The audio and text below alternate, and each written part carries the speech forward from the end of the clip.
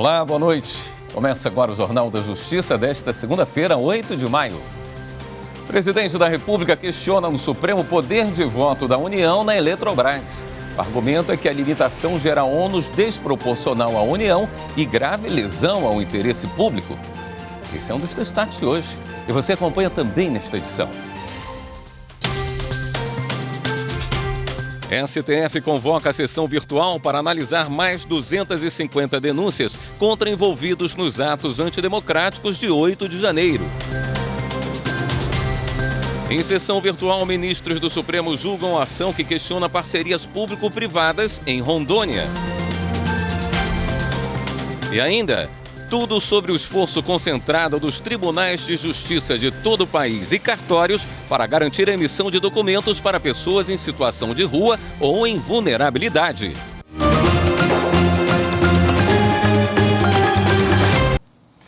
O presidente Lula, por meio da Advocacia Geral da União, ajuizou uma ação direta de inconstitucionalidade contra dispositivos da Lei de Desestatização da Eletrobras que reduziram o poder de voto da União. A alegação é que, embora a União seja a maior acionista da empresa, ela teve seus direitos políticos reduzidos pela medida. A lei de 2021 proíbe que acionistas tenham votos em número superior a 10% da quantidade de ações em que se divide o capital votante. Para a AGU, a aplicação imediata dessa regra às ações detidas antes do processo de desestatização representa grave lesão ao patrimônio e aos interesses públicos, porque a União manteve cerca de 42% das ações ordinárias, mas não tem voto proporcional. O pedido é para que a regra somente se aplique ao direito de voto referente a ações adquiridas depois da desestatização. Está em julgamento no plenário virtual do STF uma ação que questiona parcerias público-privadas em município de Rondônia. O relator é o ministro Gilmar Mendes. Marta Ferreira. Ariquemes é hoje a terceira maior cidade do estado de Rondônia e também um dos maiores polos de educação superior da região. A cidade tem atualmente cerca de 111 mil habitantes. Cresceu com base na migração, com muitos migrantes vindos do Rio Grande do Sul e Paraná. Em 2007, uma lei municipal passou a permitir que a Prefeitura de Ariquemes firmasse parcerias público-privadas para construir obras de infraestrutura e urbanismo em vias, espaços públicos, terminais rodoviários municipais, intermunicipais, interestaduais, incluindo obras recebidas em delegação do Estado ou da União. Em 2008, uma outra lei municipal foi editada, complementando e esclarecendo pontos da primeira norma. O Procurador-Geral da República questiona dispositivos das duas leis no Supremo Tribunal Federal. Um dos argumentos é de invasão à competência privativa da União para editar normas gerais sobre licitação e contratação. Para a Procuradoria, essas normas gerais estruturam a relação da administração pública com contratados e concessionários privados. Assim, conferir aos estados e municípios a possibilidade de editar normas divergentes abriria margem para a vulneração do princípio republicano ou para uma guerra administrativa em busca de investimentos privados. O processo foi levado para julgamento no plenário virtual sob a relatoria do ministro Gilmar Mendes. Ele julgou parcialmente procedente o pedido para declarar inconstitucional o artigo questionado da lei de 2007. O relator entendeu que houve invasão à competência privativa da União para legislar sobre normas gerais de licitação e contratação em todas as modalidades.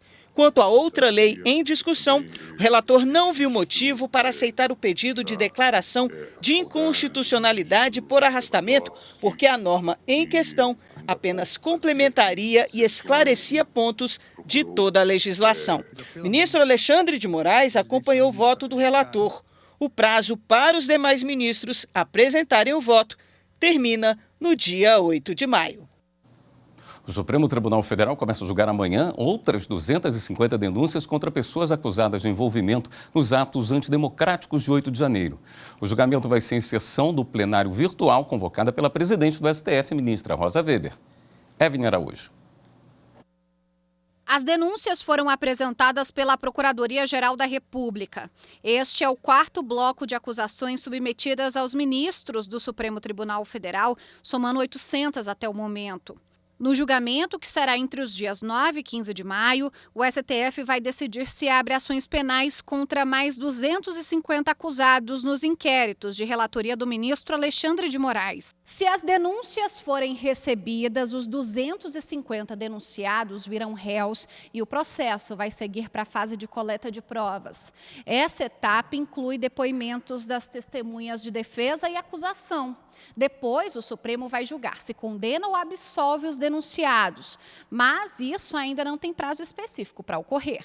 O inquérito 4922, que tem 25 nomes, investiga os executores dos crimes. As denúncias abrangeram os delitos de associação criminosa armada, abolição violenta do Estado Democrático de Direito, golpe de Estado e dano qualificado. A acusação envolve ainda o crime de deteriorização de patrimônio tombado. Já o inquérito 4921, com 225 nomes, investiga os autores intelectuais e as pessoas que instigaram os atos. A acusação é de incitação ao crime e associação criminosa. Os advogados dos denunciados podem apresentar sustentações orais até às 11h59 da noite de hoje. A partir dessa segunda-feira, eleitores têm 1 ano para regularizar a situação com a Justiça Eleitoral. Isso porque o cadastro eleitoral vai ser fechado no dia 8 de maio do ano que vem, em razão das eleições de 2024. Liamara Mendes tem os detalhes. O prazo é para quem precisa regularizar ou emitir a primeira via do título e para quem está em situação irregular por ter deixado de votar ou justificar ausência às urnas em 3 eleições seguidas e para quem mudou de cidade e precisa solicitar a transferência de domicílio eleitoral. O cadastro é fechado em anos eleitorais para que a Justiça Eleitoral possa organizar a votação com base no número determinado de eleitores e com um retrato fiel do eleitorado apto a votar. Por isso, a legislação exige que nenhum requerimento de inscrição eleitoral ou de transferência seja recebido nos 150 dias anteriores à data da eleição. Dessa forma, o cadastro para as eleições do próximo ano será fechado após o dia 8 de maio de 2024, uma vez que o primeiro turno das eleições municipais será em 6 de outubro. O segundo turno, se necessário, vai ocorrer em 27 de outubro de 2024. Para mais informações, acesse tse.jus.br. Justiça do DF condena 4 pessoas envolvidas no caso que ficou conhecido como Naja de Brasília. A gente relembra essa história no próximo bloco. Até já.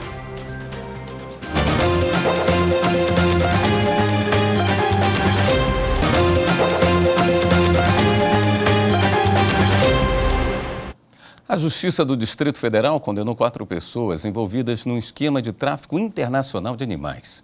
O caso ficou conhecido como Naja de Brasília. As penas foram convertidas em prestação de serviços comunitários. Repórter Viviane Novaes. A Justiça condenou o principal alvo do caso, o estudante de veterinária Pedro Henrique Lemicul, o padrasto dele, a mãe e um amigo do rapaz. Em julho de 2020, esta cobra da espécie Naja, criada por Pedro de forma clandestina num apartamento, picou o estudante. Ele ficou 5 dias internado numa UTI. A cobra foi abandonada perto de um shopping de Brasília e resgatada pela Polícia Ambiental. O ataque da Naja virou ponto de partida para uma investigação policial sobre tráfico de animais silvestres. A polícia apreendeu pelo menos outras 16 cobras exóticas no Distrito Federal. O Ministério Público denunciou os envolvidos por crimes como associação criminosa, venda e criação de animais sem licença, maus tratos e fraude processual. Mas a Justiça de Brasília acolheu parte das acusações do MP. Pedro Henrique e os outros foram condenados a uma pena de 1 ano e 2 meses de prisão cada um, que foi convertida em prestação de serviços comunitários. A decisão ainda cabe recurso. O Ministério Público Federal promoveu uma reunião para discutir o andamento dos processos em tramitação na FUNAI e na Justiça Federal para a demarcação do território indígena reivindicado pelo povo Tremembé, no município de Raposa, no Maranhão. As informações com Madeleine Machado.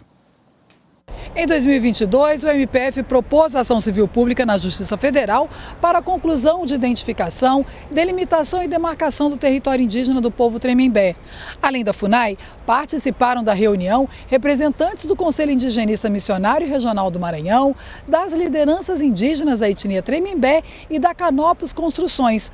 A construtora foi convidada para esclarecer o motivo da instalação de estande de vendas na área reivindicada pelos indígenas e afirmou que, ao tomar conhecimento de que a região era reivindicada pelo povo Tremembé, deixou de ter intenção de adquirir o terreno. Ao fim da reunião, o MPF informou que agendará uma visita ao território para avaliar e registrar, com apoio do CIMI, a área de interesse da comunidade. Por considerar risco de apagão, a presidente do Superior Tribunal de Justiça, Maria Tereza de Assis Moura, afastou a liminar que impedia a Eletronorte de utilizar linhas em terras indígenas. Jéssica Castro tem os detalhes.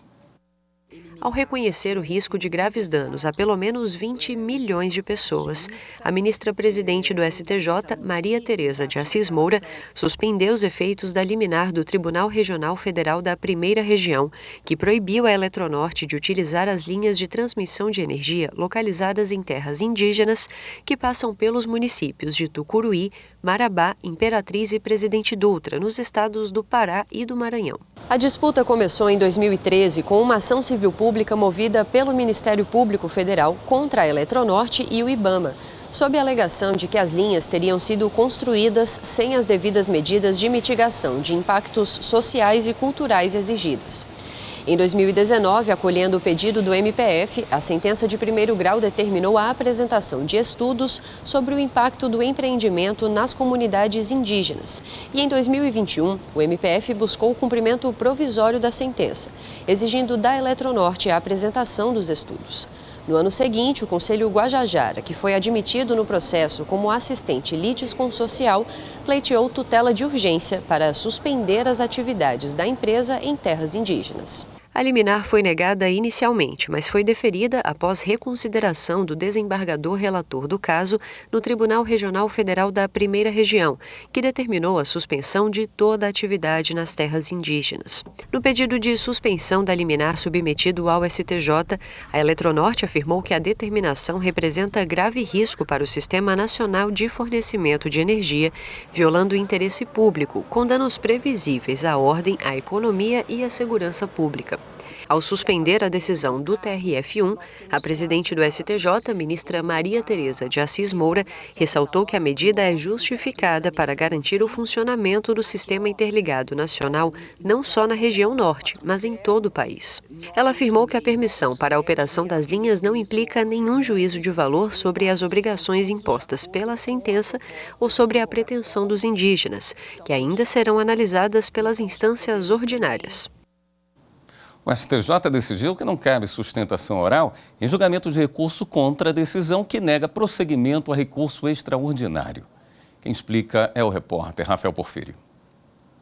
O entendimento foi firmado pela Corte Especial do STJ ao apreciar requerimento de sustentação oral formulado com base em dispositivos do artigo 7º do Estatuto da Ordem dos Advogados do Brasil. De acordo com esse texto, o oferecimento de razões orais é possível no julgamento de recurso contra a decisão monocrática de relator que julgar o mérito ou não conhecer de recurso extraordinário. Segundo o vice-presidente do STJ, ministro Og Fernandes, que proferiu a decisão monocrática em questão, o regimento interno do tribunal prevê que a atribuição da vice-presidência do STJ em recursos extraordinários está restrita ao exame da admissibilidade, não se confundindo com o juízo de mérito. A partir da decisão, a Corte Especial considerou que o tribunal vai ter de ajustar o sistema de julgamentos para constar a impossibilidade de se realizar a sustentação oral em agravos internos ou regimentais interpostos contra decisões que negam seguimento a recurso extraordinário interposto junto ao Supremo Tribunal Federal em face de acórdão do STJ. O Ministério Público Federal ajuizou uma ação civil pública para a contratação emergencial de médicos anestesistas para o Hospital das Clínicas de Uberlândia, em Minas Gerais. Pedro Canguçu tem mais informações. De acordo com o Ministério Público Federal, a situação no Hospital das Clínicas de Uberlândia é crítica, com filas de espera para procedimentos que chegam a 8 anos. A principal causa é a falta de profissionais de anestesiologia. O MPF pede que a unidade seja obrigada a contratar esses profissionais.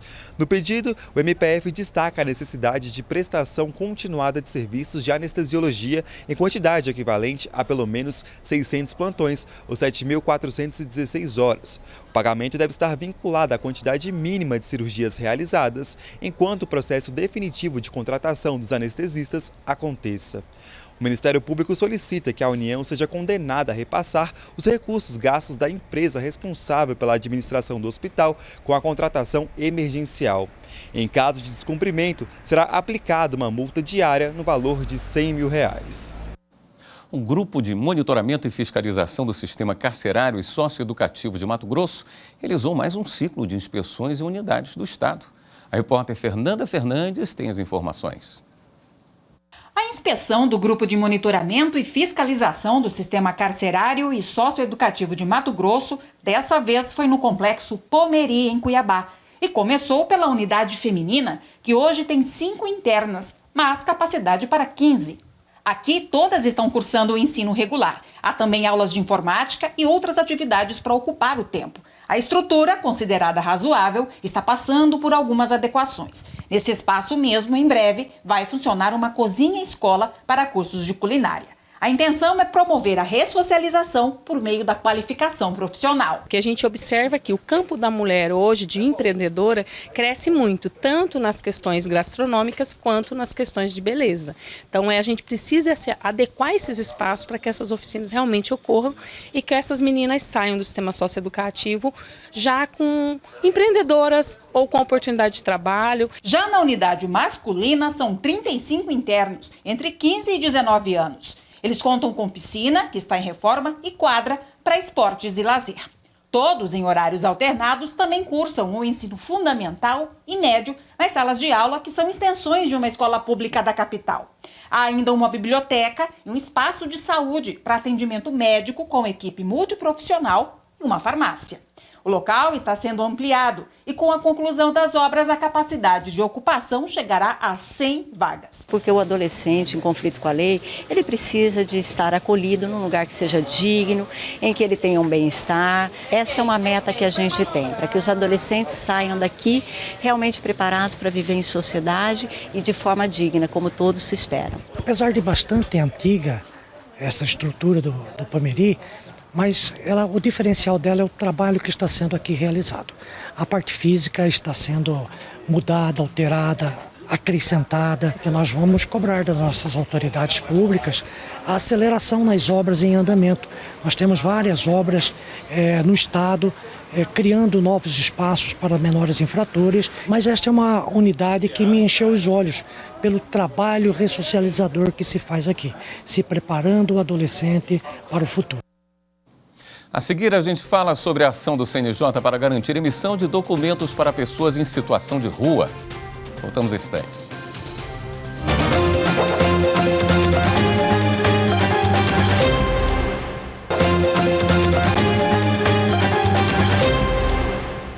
Entre hoje e a próxima sexta-feira, dia 12, as corregedorias gerais dos tribunais de justiça de todo o país e os cartórios de registro civil fazem um esforço concentrado para garantir a inclusão social por meio da emissão de documentos de forma gratuita para pessoas em situação de rua ou em vulnerabilidade.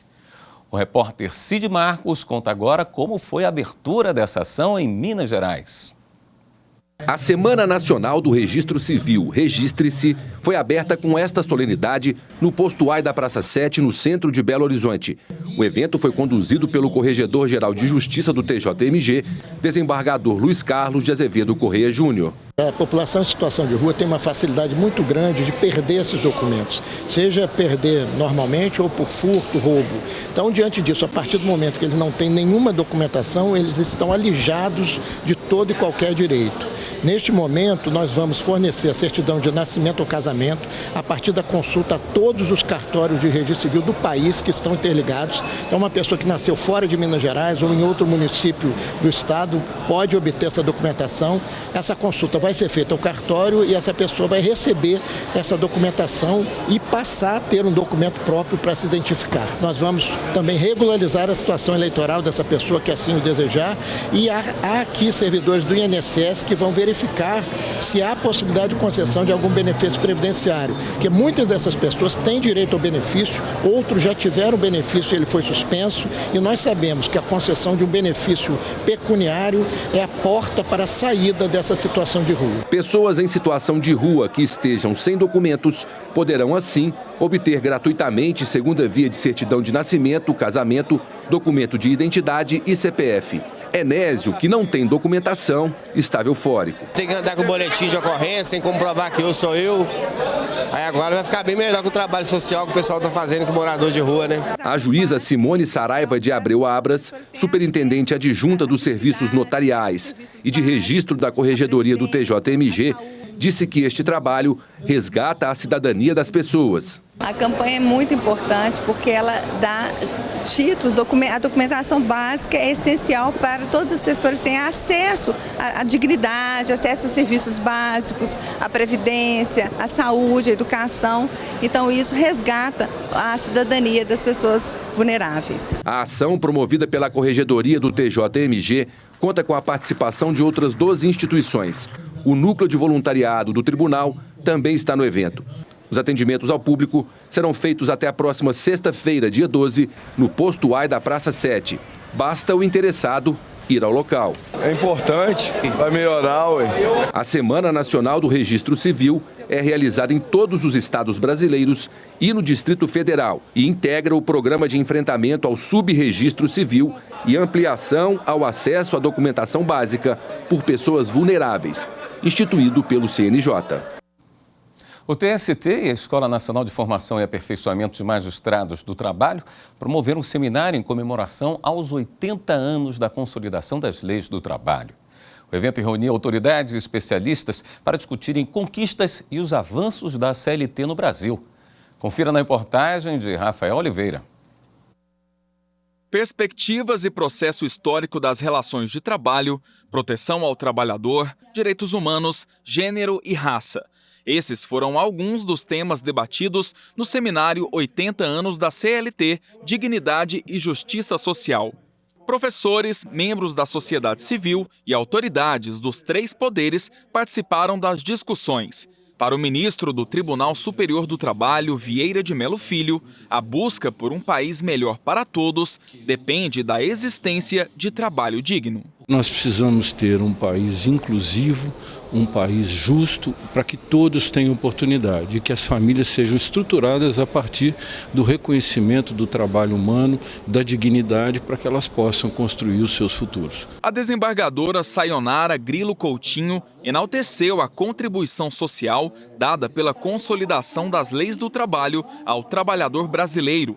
A magistrada reforçou que não existe justiça social sem garantia de direitos. Vida longa à CLT. Esta é a súmula vinculante nossa, proposta pelo ministro Lélio Bentes, que celebra os 80 anos da nossa consolidação. A consolidação, ela reflete o direito do trabalho e, portanto, nós estamos aqui para mostrar o nosso mistério na perenidade e na necessidade de uma atualização da CLT, para que ela possa seguir ou retomar a sua função de fazer justiça social. Ponderação semelhante fez a diretora-geral do Arquivo Nacional, Ana Flávia Magalhães Pinto. Para ela, a CLT exerce um papel libertador na história do Brasil e do trabalho. É importante que a gente observe a importância das leis no processo histórico desse país. A CLT ela foi promulgada num contexto de ausências de leis que protegessem o trabalhador. Nesse sentido, várias práticas de violências eram naturalizadas, e ela então estabelece um rompimento. Eu chego a comparar a CLT com a própria lei da abolição. né? Ainda que essas leis não tenham garantido a interrupção de práticas violentas, elas tornaram ilegais essas práticas. O Ministério do Trabalho e Emprego foi representado pelo secretário executivo da pasta, Francisco Macena.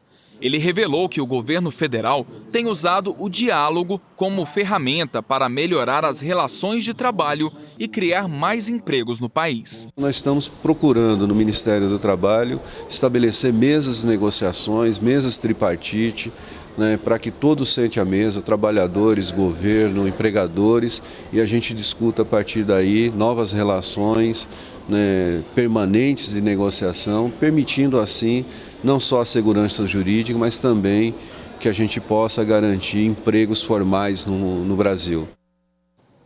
E uma última notícia: o ex-ministro da Justiça, Anderson Torres, prestou depoimento à PF na tarde de hoje sobre o caso em que é acusado de interferir na Polícia Rodoviária Federal durante o segundo turno das eleições de 2022. Em nota, a defesa do ex-ministro afirmou que ele respondeu a todas as perguntas e negou que tenha interferido na PRF. Torres está preso por suposta omissão nos atos de 8 de janeiro, período que respondia pela Secretaria de Segurança Pública do Distrito Federal. Esta edição do Jornal da Justiça fica por aqui. Um ótimo início de semana para você. Até amanhã.